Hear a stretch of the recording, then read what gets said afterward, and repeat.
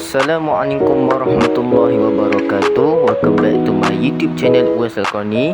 Okey, pada hari ini saya dan keluarga saya akan membeli barang dapur di Nyon ya.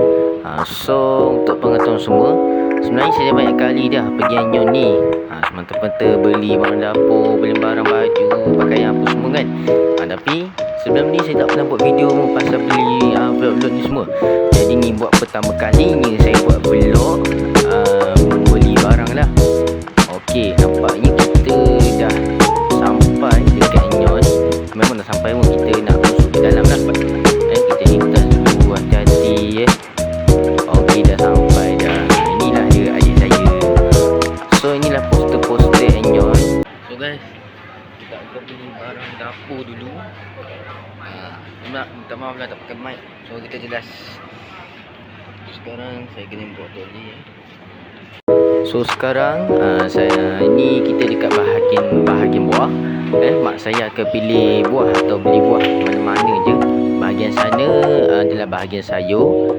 Yang sebelah saya berdiri ni adalah bahagian buah lah. Macam-macam buah ada kalau korang nak beli kan. Kalau korang pergi Nyon Icon ni best tau. Dia punya ni kacang setik, maksudnya ni kacang hazelnut lah. So ni yang saya tunjuk tadi.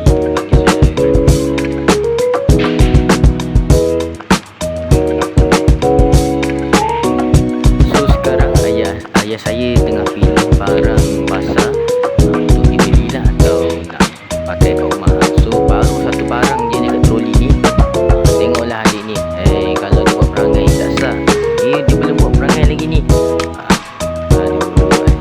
So ni adalah tempat-tempat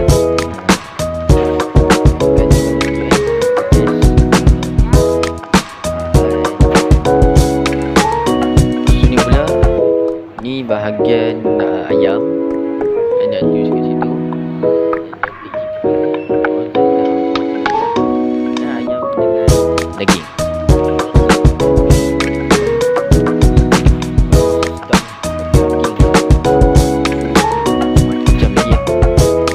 So sekarang saya menuju ke bahan-bahan kering untuk buat masak lah. Ini pun macam lagi lah. Tengoklah video ni lagi. Tengok dah dekat dah, dia akan berpanggil. Lepas tu saya ikutlah ayah saya pergi bahagian mana, nak pergi mana-mana kan.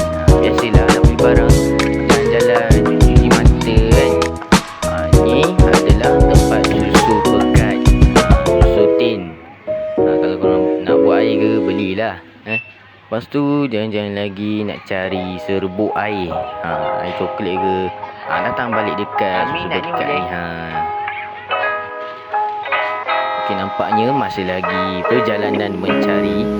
Ni sekarang saya berada di bahagian sabun. Macam-macam sabun ada. Sabun kat sana tu adalah sabun basuh baju.